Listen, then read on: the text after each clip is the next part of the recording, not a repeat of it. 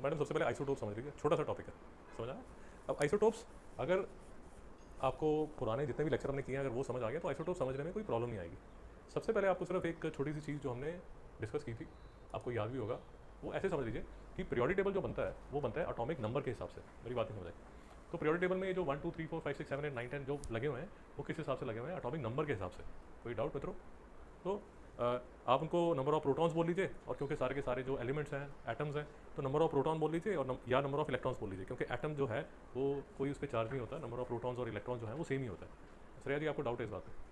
मैं ये बोलने की कोशिश कर रहा हूँ श्रेया जी कि hydrogen, helium, lithium, beryllium, boron, carbon, nitrogen, oxygen, fluorine, neon, ये जो आप याद कर रहे हैं फर्स्ट 20 एलिमेंट्स आप याद कर रहे हैं, ये बेसिकली 1 2 3 4 5 6 7 8 9 10 जो इनका ऑर्डर है, वो जो 1 2 3 4 5 6 है वो नंबर ऑफ प्रोटॉन्स है। और क्योंकि ये एटम है और ये न्यूट्रल है, इसलिए आप इनको नंबर ऑफ प्रोटॉन्स भी बोल सकते हैं और नंबर ऑफ इलेक्ट्रॉन्स भी बोल सकते हैं। अभी भी समझ नहीं आया? तो श्रेया जी ये जो कैल्शियम का है, ये जो 20 है, ये 20 क्या है? Number of protons. हाँ भाई ठीक बोल रहे हो, कॉन्फिडेंटली बोलो। ये क्या है? नंबर ऑफ या नंबर ऑफ इलेक्ट्रॉन्स? नहीं समझ आया? ये फॉस्फोरस का जो यहाँ 15 नंबर लिखा हुआ है ये क्या है? एंड न्यूट्रॉन्स नहीं है, नंबर ऑफ प्रोटॉन्स या नंबर ऑफ इलेक्ट्रॉन्स, न्यूट्रॉन्स नहीं। समझ नहीं आ रहा श्रेया जी? कंफ्यूज हो गए आप? भाई एटम का स्ट्रक्चर तो याद है ना? ठीक है, ये शेल्स होती हैं, ये शेल्स होती हैं आसपास, और ये याद है मैडम इसको क्या बोलते हैं? इसको क्या बोलते हैं श्रेया जी? क्या बोलते हैं इसको? न्यूक्लियस। आपकी बेस्ट फ्रेंड ने बता दिया आपको, जान बता दी आपकी। तो ये क्या है? न्यूक्लियस, और इसके बाजू में ये जो है ये फर्स्ट शेल, और ये जो है ये सेकंड शेल। भाई समझ नहीं आया? न्यूक्लियस में कौन कौन रहता है? पक्का बता रहे हो, पूछ रहे हो? प्रोटॉन्स और न्यूट्रॉन्स। और शेल्स में कौन भागते हैं? इलेक्ट्रॉन्स। बता रहे हो, पूछ रहे हो? कोई डाउट तो नहीं है? ये जो मॉडल है इसका क्या नाम रखा गया? किसने दिया था? बोर आपकी क्लास में पढ़ते थे? Mister Bohr? नहीं समझ में? हाँ, mister Niels Bohr. I think Niels नहीं है, मिस्टर नील बोर, बड़े साइंटिस्ट हैं। तो नील बोर सर ने ये आपको मॉडल दिया। ये सिंपल मॉडल है, इसके ऊपर भी एक और मॉडल भी आता है, बट ये सिंपल है तो ये 10 तक ये चला देते हैं, इसको नहीं समझ में आया। इसके बाद एक सोफिस्टिकेटेड 11th में आप जाएंगे तो एक अच्छा और मॉडल भी आपको बताया जाएगा। तो इस मॉडल के हिसाब से जो न्यूक्लियस है वो प्रोटॉन और न्यूट्रॉन अंदर रहते हैं, और नंबर जो इलेक्ट्रॉन्स है वो बाहर भागते हैं। नहीं समझ में आया श्रेया जी? तो श्रेया जी इसमें मैक्सिमम इलेक्ट्रॉन्स कितने आ सकते हैं? मैक्सिमम इलेक्ट्रॉन्स का रूल क्या बेटा? बता दो फटाफट। सारी केमिस्ट्री निकाल दो आज। 2n square, where n is the number of क्या? नंबर ऑफ न्यूट्रॉन बेटा, नंबर ऑफ शेल। नहीं समझ में आया? नंबर ऑफ शेल मतलब n इज इक्वल टू 1 का मतलब क्या हुआ? किस शेल की बात हो रही है? बहुत बढ़िया, first shell. n is equal to 2 तो किस शेल की बात हो रही है? बहुत बढ़िया। n इज इक्वल टू 3 तो किस शेल की बात हो रही है? तो श्रेया जी इतनी चीज़ें बता चुके हैं तो एक चीज़ और बता दीजिए, फर्स्ट शेल में मैक्सिमम कितने इलेक्ट्रॉन्स आ सकते हैं? शाबाश, 2। तो यहाँ 2 इलेक्ट्रॉन आ सकते हैं। दूसरी शेल में पूछ रहे हो, बता रहे हो? बड़े स्टाइल से आप बताते हो। 2 to the 4, 4 to the 8। और थर्ड शेल में कैसे 16 बेटा? कैसे 18?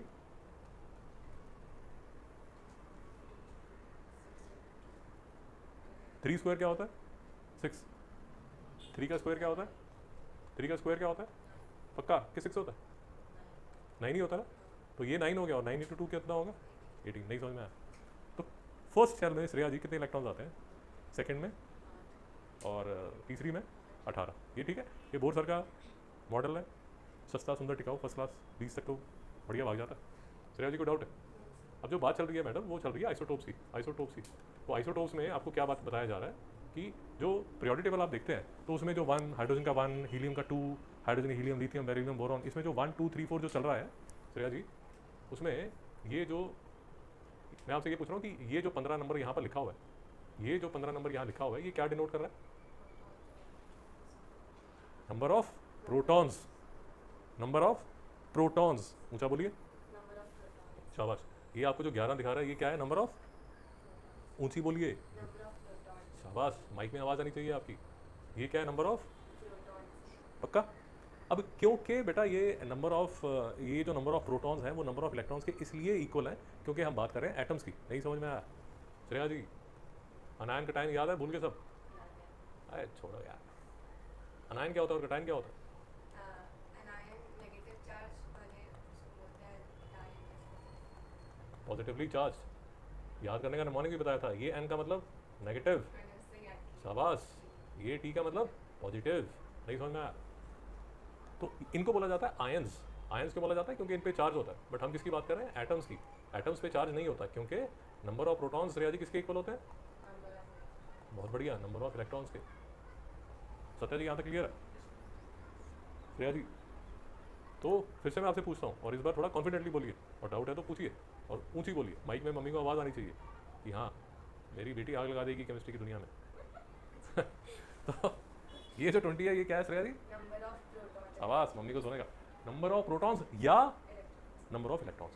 तो अगर मैं आपसे पूछूंगा कि बेटा एक बात बताओ, ये जो नियॉन है इसमें इलेक्ट्रॉन्स कितने हैं, तो आप क्या बोलोगे? देख के बता दीजिए। ओ माता जी, आपको दिख नहीं रहा क्या ये? नहीं दिख रहा? अच्छा, स्पेक्सी प्रॉब्लम है, तो 10 लिखा हुआ है यहाँ पर। तो नंबर ऑफ इलेक्ट्रॉन्स कितने हैं? पक्का? एक्सपैंड कर लीजिए यार, इसमें जूम दिया हुआ है, ये लीजिए, अब दिख रहा है? अब तो दिख रहा है ना? तो नंबर ऑफ प्रोटॉन्स इसमें कितने होंगे और इलेक्ट्रॉन्स कितने होंगे?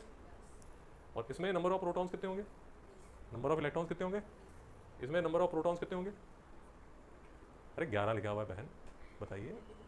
तो 11, और नंबर ऑफ इलेक्ट्रॉन्स कितने होंगे? सत्या जी कोई डाउट है? सारी चीज़ें याद की हुई हैं सत्या जी आपने? अब याद आ रही है चीज़ें? ओके, तो ये देखिए श्रेया जी, ये यहाँ 14 लिखा हुआ है, तो इसमें नंबर ऑफ प्रोटॉन्स कितने होंगे और नंबर ऑफ इलेक्ट्रॉन्स कितने होंगे? शाबाश, रैंडमली पकड़ लीजिए। ये निकल लिखा हुआ है, या नंबर ऑफ 28 लिखा हुआ है, तो नंबर ऑफ प्रोटॉन्स क्या है और नंबर ऑफ इलेक्ट्रॉन्स? यहाँ तक समझ आ गया? अब एक बात और, अगर आपने ध्यान से देखी हो, सैम भी देख रही होगी काफ़ी ध्यान से, यहाँ पर ये 6 लिखा हुआ है, बट नीचे कुछ एक और चीज़ भी लिखी हुई है, 12। तो ये जो 12 होता है सैम जी, ये क्या होता है? बहुत बढ़िया। तो एक चीज़ होती है एटॉमिक नंबर और दूसरी चीज़ होती है मास नंबर। श्रेया जी समझ नहीं आ रहा? सैम जी बताइए, मास नंबर क्या होता है बेटा? बहुत बढ़िया, आग लगा दी बेटा। Number of protons plus number of neutrons. नहीं समझ में आया? इलेक्ट्रॉन्स क्यों नहीं लिखा सैम जी? क्योंकि जो एटम का जो मास होता है वो प्रोटॉन से होता है। तो इलेक्ट्रॉन्स को क्यों छोड़ रहे हो? उसको भी लिख दो यार। वो कहेगा वैसे तो तुम मतलब एटम बनाने के लिए मुझे बुला लिया तुमने, हाँ, और मास नंबर के लिए तुमने मुझे बुलाया नहीं, ऐसा क्यों? मिस्टर सत्या आपको याद है? तो श्रेया जी अगर आप नोट्स देखेंगे तो आपको बताया गया था कि प्रोटॉन्स और न्यूट्रॉन्स का जो मास होता है वो अप्रॉक्सीमेटली सेम होता है। नहीं समझ में आया? और इलेक्ट्रॉन्स का जो मास होता है वो क्या होता है? निग्लिजिबल। सैम जी याद नहीं आ रहा? बिल्कुल। श्रेया जी बिल्कुल याद नहीं है? अरे छोड़ो यार, ऐसे एक टेबल कराया गया था, 2 आपको क्वालिटीज़ बताई गई थी कि जो हमें सबसे ज़रूरी होती है। एक होता है चार्ज और दूसरा क्या होता है? मास। तो प्रोटॉन का चार्ज सैम, बहुत बढ़िया, कितना पॉजिटिव? +1 यूनिट। और न्यूट्रॉन का चार्ज, बहुत बढ़िया। इलेक्ट्रॉन का चार्ज, बहुत बढ़िया। और मास प्रोटॉन का 1 यूनिट बोल देते हैं इसको, और न्यूट्रॉन का जो मास है वो भी 1 यूनिट है। देखिए थोड़ा सा मेरी बात समझ लीजिए, इन दोनों का मास जो है वो अप्रॉक्सीमेटली सेम है। नहीं समझ में आया? तो इसलिए इसको बोल दिया गया कि यार तुम 1 यूनिट ही हो। नहीं समझ में आया? जैसे अगर आपको याद होगा पुराने लेक्चर में डिटेल में किया था कि एक्चुअल में ये 1 यूनिट नहीं होता, ये कितना होता है? 1.6 × 10⁻⁻19 कूलम्स। नहीं याद आया? सी मतलब कूलम होता है। श्रेया जी पुराने नोट्स देखा कीजिए। और इलेक्ट्रॉन का मास सैम जी क्या होता है? 0, या एक्चुअली इसको क्या लिखना चाहिए? निग्लिजिबल। स्पेलिंग देख लीजिए, निग्लिजिबल मतलब अप्रॉक्सीमेटली 0। नहीं समझ में आया? तो इलेक्ट्रॉन की कॉन्ट्रीब्यूशन मास में क्या होती है? निग्लिजिबल, उसका मास नहीं है। नहीं समझ में आया? कोई बात समझ नहीं आ रही? अरे आपने मास्क लगाया हुआ है, आप वेट करने अपना गए, वेइंग मशीन में खड़े, अब मास्क उतार के और मास्क लगा के आपके वेट में कोई फर्क पड़ने वाला है? क्यों नहीं पड़ने वाला? तो बच्चे उसका निग्लिजिबल है ना। तो आप डॉक्टर को बोल रहे हो कि सर मास्क उतार के वेट करूँ या डाल के करूँ, तो डॉक्टर कहेगा बेटा जैसे करना चाहते हो कर लो। नहीं समझा मेरी बात? क्योंकि उसका जो मास है वो निग्लिजिबल होता है। तो मित्रों यहाँ तक कोई डाउट है? तो फिर से बात जो समझिए वो पीरियोडिक टेबल से ही समझिए, इससे जल्दी समझ आएगा आपको। और पीरियोडिक टेबल आपका चैप्टर भी है, फिर से देख लीजिए। पीरियोडिक टेबल में अगर आप देखेंगे 2 नंबर नजर आएंगे आपको। एक जो नंबर है जो आपको नजर आएगा वो है एटॉमिक नंबर का। तो वो जो एटॉमिक नंबर वाला 1 2 3 4 5 6, ये देखिए ऊपर जो लिखे हुए हैं नंबर्स, वो एटॉमिक नंबर्स हैं। बट इसके बाजू में एक बड़े नंबर्स भी लिखे हुए हैं, उसके नीचे लिखे हुए हैं, जैसे 7 9 11 12 14 16 19। नहीं समझ में आया? तो सैम जी ये जो बड़े वाले नंबर हैं ये क्या होते हैं? मास नंबर्स। नहीं समझ में आया?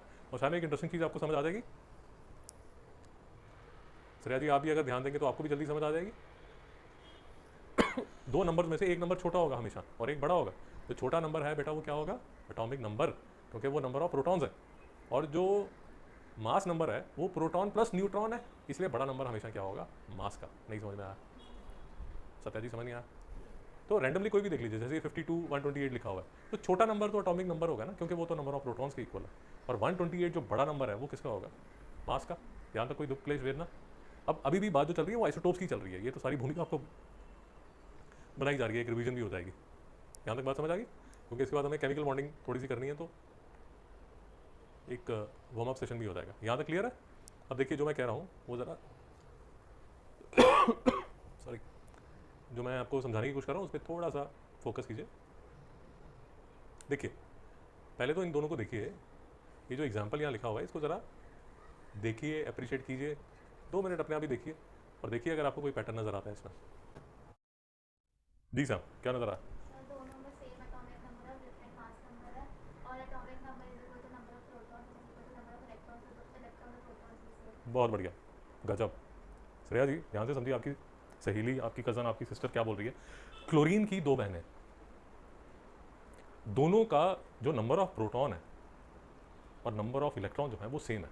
बात समझिए, क्लोरीन की सत्या जी 2 बहनें हैं, जो ये देखिए 17 और 17, जो नंबर ऑफ प्रोटॉन्स है या जो नंबर ऑफ इलेक्ट्रॉन्स है वो सेम है, बट मास नंबर जो है, मतलब एटॉमिक नंबर क्लोरीन का, एटॉमिक नंबर क्लोरीन का दोनों बहनों का, इसका भी और इसका भी, एटॉमिक नंबर दोनों का 17 है, 17।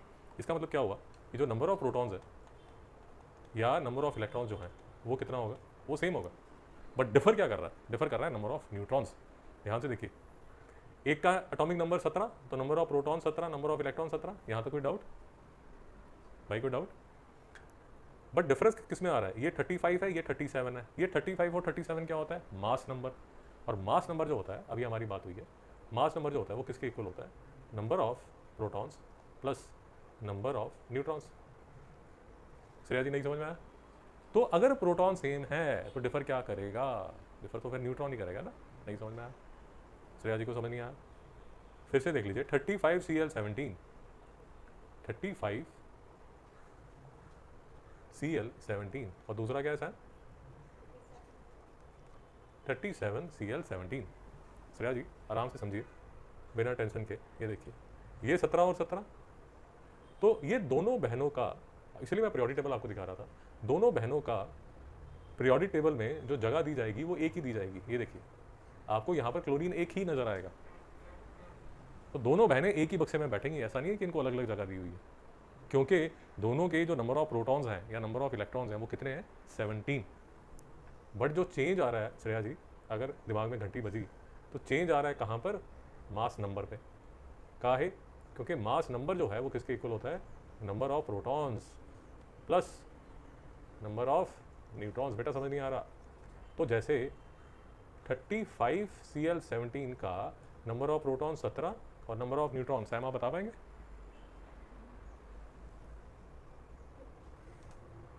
कैलकुलेट कर लीजिए फटाफट। और 37 Cl17 का 17 प्लस, बोलिए 20 किसका? ऊपर सॉरी नीचे वाले का 20 और बहुत बढ़िया। और इसका नहीं समझ में आया? श्रेया जी को कुछ समझ नहीं आ रहा? सॉरी जी, आपको नंबर ऑफ न्यूट्रॉन्स ऐड करना है। तो नंबर ऑफ न्यूट्रॉन्स जो है, अगर आपको फॉर्मूला चाहिए नंबर ऑफ न्यूट्रॉन्स का, अगर आपको फॉर्मूला चाहिए तो वो किसके इक्वल होगा? Mass number minus number of protons. नहीं समझ में आ रहा? या ऐसे लिख लीजिए, number of neutrons is equal to mass number minus atomic number. नहीं समझ में आया? बट इसमें ये जो मैंने लिखा है, ये जो मैंने यहाँ पर लिखा है, ये कई बार गलत हो जाएगा, और मैं आपको ये भी बताऊंगा क्यों गलत हो जाएगा। अभी 2 मिनट में समझा दूंगा। फिर से समझ लीजिए, मास नंबर जो है वो किसके इक्वल होता है? Number of protons plus number of neutrons में। क्लोरीन की 2 बहनें हैं, क्लोरीन की 2 बहनें, एक बहन में नंबर ऑफ न्यूट्रॉन्स होते हैं 18 और दूसरी बहन में नंबर ऑफ न्यूट्रॉन्स क्या हो जाते हैं? 20। नहीं समझ में आया? इलेक्ट्रॉन्स या प्रोटॉन्स दोनों में क्या रहते हैं सत्या? सेम। अभी भी समझ नहीं आ रहा बिल्कुल? देखिए ये न्यूक्लियस है बेटा और इसके आसपास ये इलेक्ट्रॉन्स है। अब दोनों बहनों की जो इलेक्ट्रॉनिक कॉन्फ़िगरेशन है वो तो 287 ही होने वाली है। नहीं समझ में आया बिल्कुल? तो अगर आप उनके इलेक्ट्रॉन्स देखोगे तो यहाँ फर्स्ट शेल में 2 नजर आएंगे, उसके बाद 8 इलेक्ट्रॉन नजर आएंगे, उसके बाद 7 इलेक्ट्रॉन आएंगे। तो जो शेल्स हैं वो सेम है, बट जो चेंज है वो कहाँ आएगा? इसमें एक बहन में यहाँ नंबर ऑफ न्यूट्रॉन्स होंगे 18 और दूसरी जो सिस्टर है उसमें कितने होंगे? 20। इसमें यहाँ पर नंबर ऑफ प्रोटॉन्स कितने होंगे? 17 और यहाँ पर नंबर ऑफ न्यूट्रॉन्स कितने होंगे? 17। भाई कुछ समझ आ रहा है? मैं अपने आप से बातें करता जा रहा हूँ। श्रेया जी डाउट है? डाउट तो है, डाउट तो है। और थोड़ी देर तक आपको ये भी समझ आ जाएगा, अगर आप पूरा लेक्चर समझ पा रहे हैं सर, तो आपको ये भी समझ आ जाएगा कि ये जो फॉर्मूला है यही गलत कब हो जाता है। कुछ इंस्टांसेस में ठीक हो जाता है बट कुछ में गलत हो जाता है। मैं आपको बताऊंगा कैसे गलत हो जाएगा। तो इसलिए इसको याद करने की कोई खास जरूरत है नहीं। मैं आपको सिर्फ ये बताने की कोशिश कर रहा हूँ क्योंकि इसमें लिमिटेशन है। वो 2 मिनट में आपको समझ आ जाएगा। अगर आपको कंसेप्ट समझ आ रहा है तो ये भी समझ आ जाएगा कि ये जो मैंने लिखा है यहाँ पर ये गलत क्यों है। ये देखिए, अब आप इसको देखिए, जो आपके कोर्स में है ये आपके कोर्स में यही है। ध्यान से देख लीजिए, दिख रहा है भाई? श्रेया जी आपके लिए जूम किया जा रहा है। देखिए क्लोरीन की 2 बहनें, हाइड्रोजन की कितनी बहनें? 3। कार्बन की कितनी बहनें? 3। अबे 3 लिखा हुआ है। ऑक्सीजन की कितनी बहनें? 3।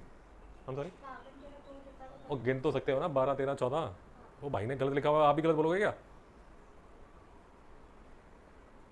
आज स्काई येलो है, आज स्काई ग्रीन है, तो बावले ने शराब पी होगी, आप भी गलत बोलोगे। भाई ग्रीन कहाँ से हो गया? क्या बात कर रहा है? उसने 2 लिखा हुआ तो आप भी 2 बोलोगे क्या? बच में दिख रहा है ना 3 बहनें। नहीं समझ में? ऑक्सीजन की बहनें 3, क्लोरीन की बहनें 2, पोटेशियम की बहनें 2, यूरेनियम की बहनें 2। अब इनका मतलब क्या है फिर से समझ लीजिए। नीचे के नंबर्स देखेंगे श्रेया जी, ये देखिए, ये जो है छोटे नंबर है। छोटा नंबर क्या होता है? Atomic number.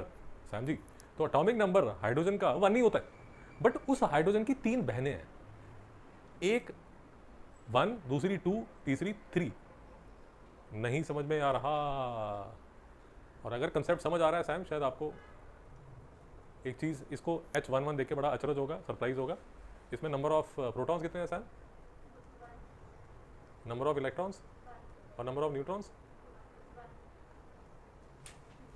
नहीं समझ में आया? सरप्राइज लगा? घंटी बजी दिमाग की? तो हाइड्रोजन की ये जो पहली बहन है उसमें न्यूट्रॉन्स है ही नहीं। नहीं समझ में आया? बट बेटा दूसरी जो बहन है, ये वाली जो बहन है, ये देखिए, इसमें नंबर ऑफ प्रोटॉन्स है, number of electrons, number of neutrons 1। नहीं समझ में आया? श्रेया जी को कुछ समझ नहीं आ रहा? क्या नहीं समझ आ रहा? पूछिए। सर फिर न्यूट्रॉन का कैसे आएगा? बेटा यहाँ जो नीचे लिखा जाता है वो लिखा जाता है एटॉमिक नंबर और ऊपर लिखा जाता है मास नंबर। नहीं समझ में आया? और ये जो है ये एलिमेंट का सिंबल होता है। तो नीचे क्या होता है? Atomic number. ऊपर क्या होता है? Mass number. नीचे जो एटॉमिक नंबर है वो किसके इक्वल होता है? नंबर ऑफ प्रोटॉन्स के। और नंबर ऑफ प्रोटॉन्स किसके इक्वल होते हैं? नंबर ऑफ इलेक्ट्रॉन्स के। और ऊपर क्या लिखा होता है? मास नंबर, जो किसके इक्वल होता है? Number of protons plus number of neutrons. अभी भी समझ नहीं आ रहा सत्या? इसीलिए ये 3 हाइड्रोजन 1 का मतलब क्या हुआ? प्रोटॉन्स कितने श्रेया जी? 1। इलेक्ट्रॉन्स कितने? 1। और न्यूट्रॉन्स कितने? 3 - 1। 3 - 1 कितने? 2। नहीं समझ में आया? पक्का? दुख क्लेश वेदना?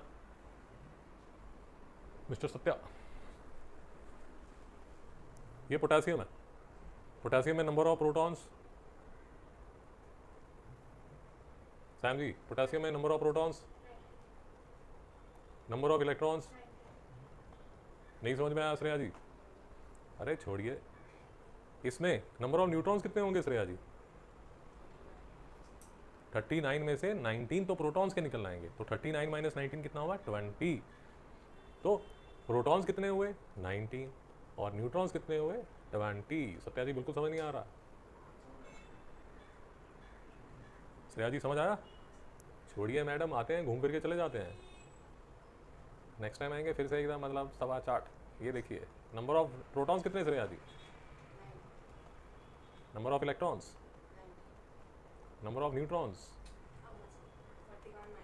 बहुत बढ़िया, बहुत बढ़िया। तो कितना हो जाएगा? 22। नहीं समझ में आ रहा? तो पोटेशियम की 2 बहनें श्रेया जी। पहली बहन में नंबर ऑफ न्यूट्रॉन्स कितने?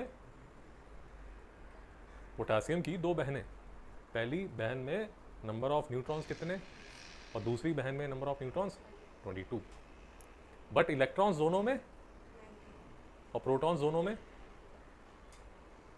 भाई सत्या, कोई डाउट?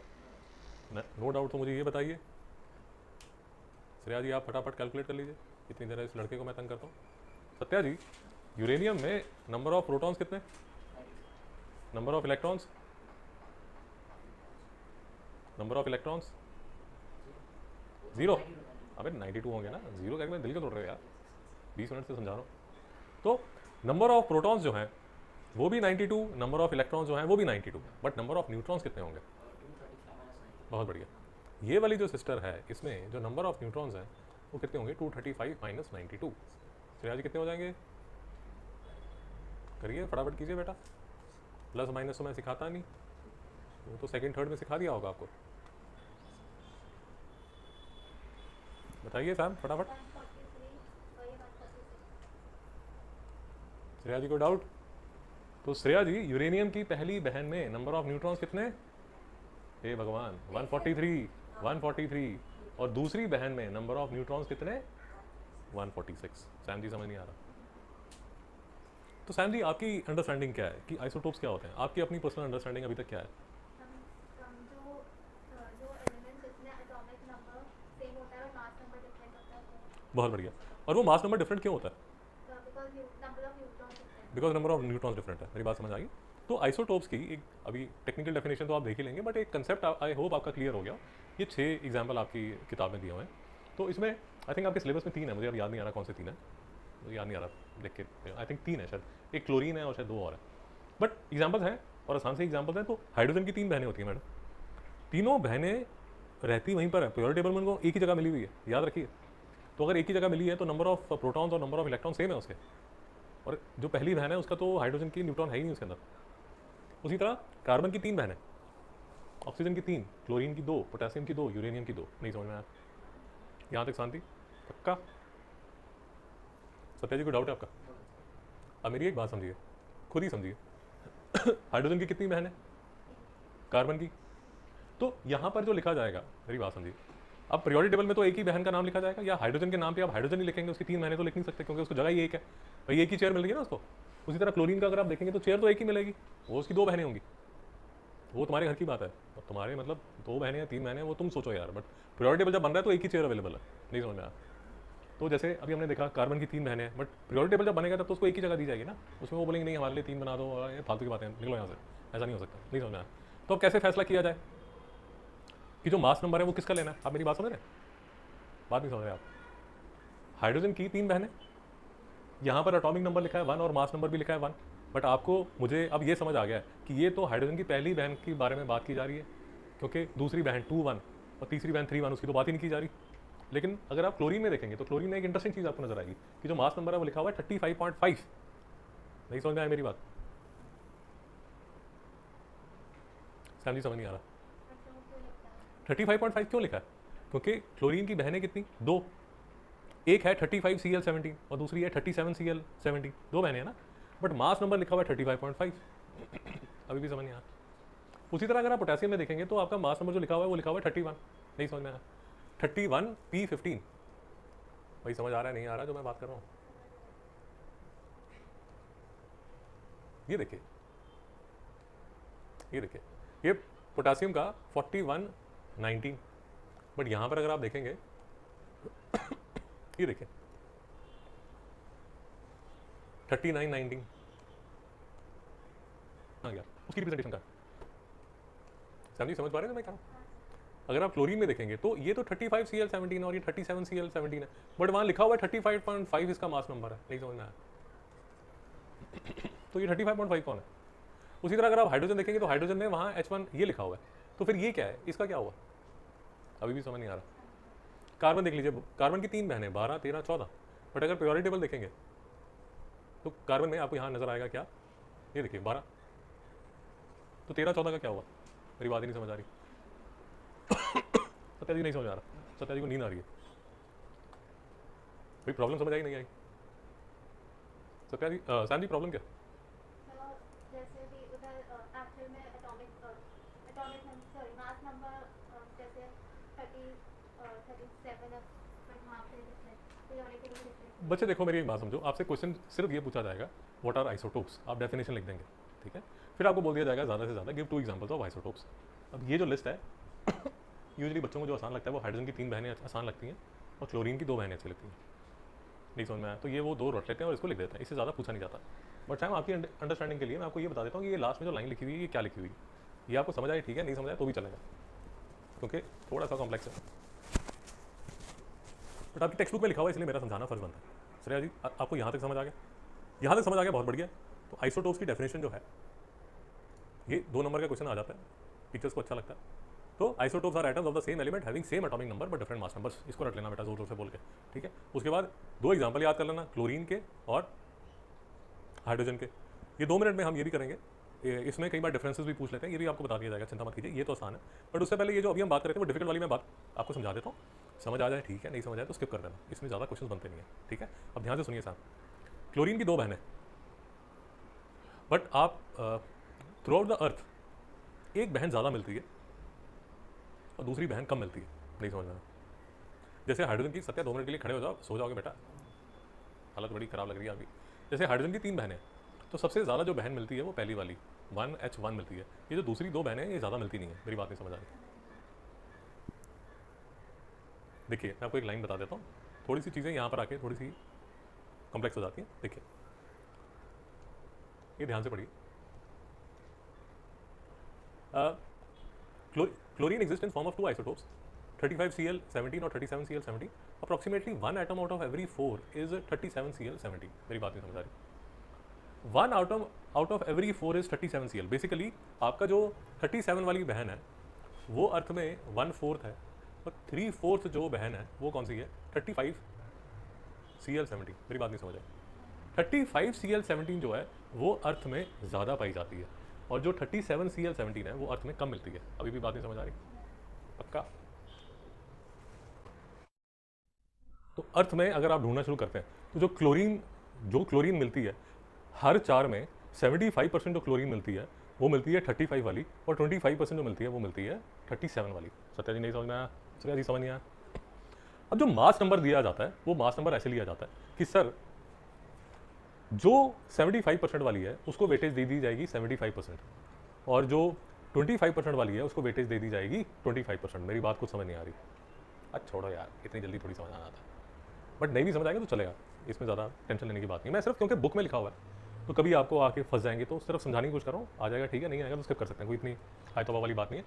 11th में ये टॉपिक फिर से आएगा, ये टॉपिक 11th में फिर से आएगा, तब आपको समझना पड़ेगा, अभी 9th में इतनी समझने की जरूरत नहीं है, मेरी बात समझ आ रही।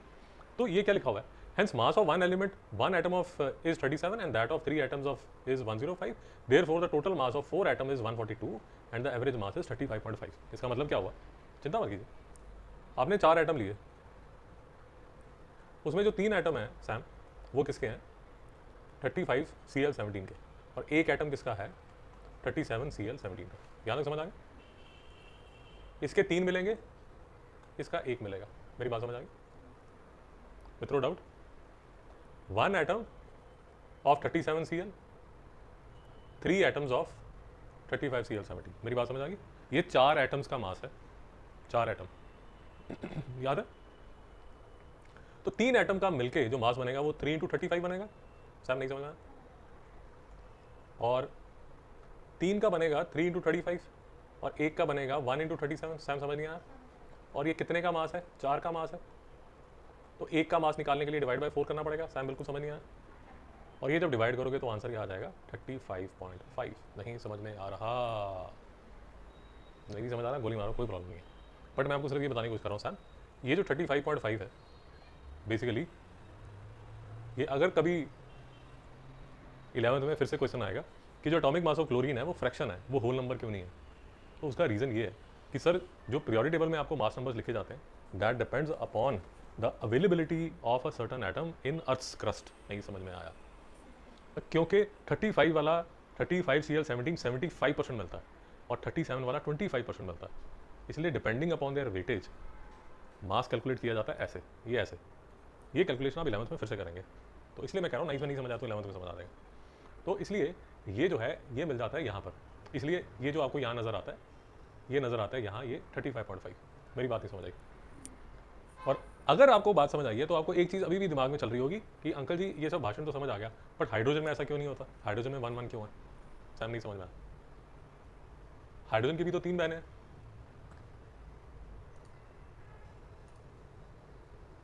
हाइड्रोजन की भी तो 3 बहनें। तो हाइड्रोजन में आपने सिर्फ इसी को क्यों सिलेक्ट किया? इसको और इसको क्यों नहीं सिलेक्ट किया? तो मास नंबर 1.5 H1 हो जाता, यहाँ पर भी फ्रैक्शनल कर देते, यहाँ क्यों नहीं फ्रैक्शनल हो रहा? अब उसमें रीज़न ये हो जाता है कि ये जो इसकी दूसरी 2 बहनें हैं 2H1 और 3H1, इनकी परसेंटेज बिल्कुल निग्लिजिबल है, ये मिलती नहीं है। इसलिए जो आप जब कैलकुलेशन करते हैं तो पहली बहन जो है वो हैवी हो जाती है। मेरी बात नहीं समझ आ रही?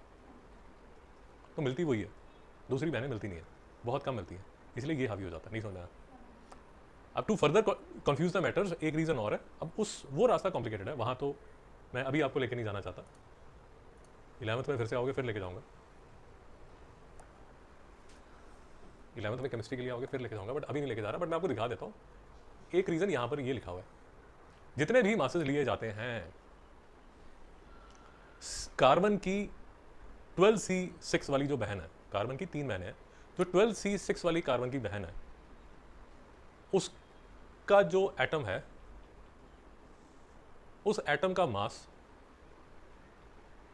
को 1/12 करते हैं और वो ले लिया जाता है 1 यूनिट।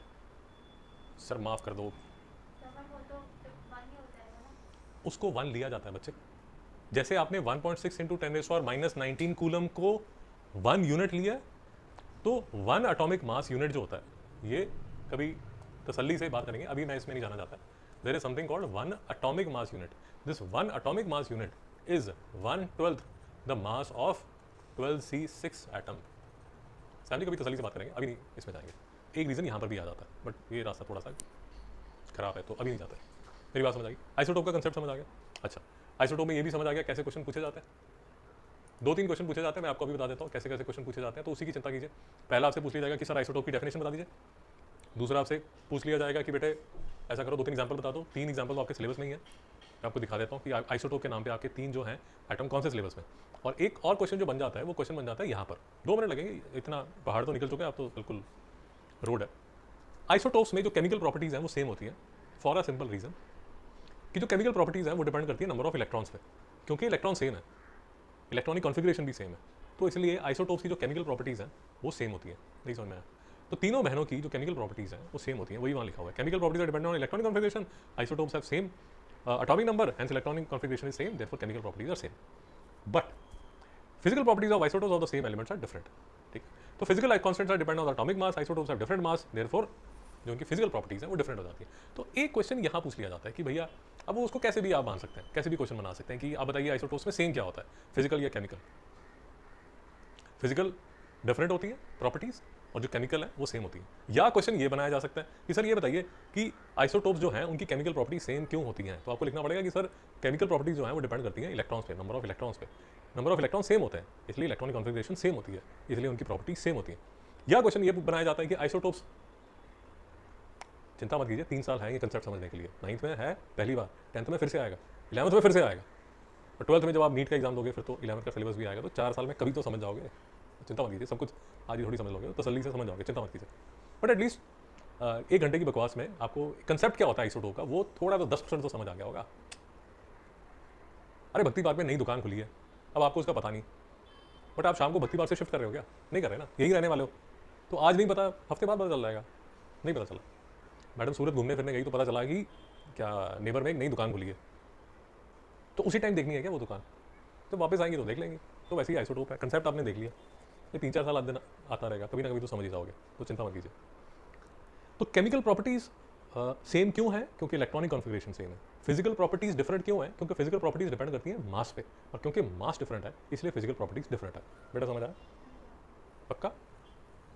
ओके, 2 मिनट दीजिए, मैं आपको आपका सिलेबस दिखा देता हूँ, और सिलेबस से आपको ये समझ आ जाएगा कि कौन से 3 भाई इंपॉर्टेंट है। अब लेके आओ, प्रिंट आउट है आपके पास? हाँ, शाबाश, बढ़िया। तो ये देखिए definition and examples of isotopes, आप समझ रहे हैं? तो बेसिकली हमें सिर्फ क्या चाहिए, डेफिनेशन चाहिए आपके सिलेबस के हिसाब से। वो डिफरेंसेस भी नहीं पूछ रहा, वो कोई रीज़न भी नहीं पूछ रहा, तो घबराना मत, सिर्फ डेफिनेशन याद कर लो, एग्जाम्पल याद कर लो, एग्जाम्पल के नाम पे उसने हाइड्रोजन कार्बन क्लोरीन सिर्फ 3 दिया हुआ है। तो श्रेया जी शौक में मत जाइए, मान लीजिए 40 मिनट की बकर, याद क्या करना है, सिर्फ एक लाइन आइसोटोप और एग्जाम्पल। अब ये भी समझ लीजिए 40 मिनट क्यों लगाए गए। उसका रीज़न ये है मैडम, यही जो टॉपिक है ना आइसोटोप्स का, ये फिजिक्स में भी आता है, घूम फिर के पीछे पड़ा रहेगा आपके, चिंता मत कीजिए, फिजिक्स में भी आएगा। तब इतना लंबा भाषण नहीं दिया जाएगा, तब आपको बता दिया जाएगा कि बेटा लेक्चर पढ़ा हुआ है, वहाँ जाके नोटिस कर लेना, ठीक है। और एक चीज़ और समझ लीजिए, जो मैंने बीच में एक कंसेप्ट आपको बताया बट ज़्यादा मैं डिटेल में नहीं लेके गया, और तभी बोल रहा था कि ये कभी जब टाइम मिलेगा तब बात करेंगे, वो टॉपिक है ये, देख रहे हैं आप, relative atomic, relative molecular masses, ये देखिए लिखा ना, स्टैंडर्ड हाइड्रोजन एटम और 1/12 ऑफ कार्बन 12 एटम। और कुछ नहीं, ये तो समझ आ गया होगा कि कार्बन 12 का मतलब क्या होता है। भाई समझ नहीं आ रहा, कार्बन 12 का मतलब सैम जी ये होता है, क्योंकि कार्बन की भी कितनी बहन है, कार्बन की कितनी बहन है, 3। तो जब कार्बन 12 की बात की जाती है तो इस बहन की बात की जाती है, नहीं समझ में आया तो आइसोटोप्स आएगा फिजिक्स में भी। अब क्या करें, अब एक और कंसेप्ट है रेडियो एक्टिविटी, उसमें ये कार्बन की 3 बहनों का फिर से जिक्र आएगा, तब भी इतनी डिटेल में नहीं आपको बताया जाएगा, ये बता दिया जाएगा कि याद है आइसोटोप किया था, और रेडियो एक्टिविटी फिर वहीं से स्टार्ट की जाएगी, जो कि फिजिक्स में आती है केमिस्ट्री में भी आती है। तो ये कंसेप्ट इसलिए इंट्रोड्यूस कर दिए गए हैं क्योंकि ये कंसेप्ट अब अगले 3-4 साल तक आते रहेंगे शांति। तब आप ये ना कहें कि सर डिटेल में कराओ, डिटेल में कराओ, डिटेल में आज करा दिया, नेक्स्ट टाइम सिर्फ रेफरेंस दिया जाएगा कि यार वो लेक्चर का रेफरेंस है, कोई दुख क्लेश लेना।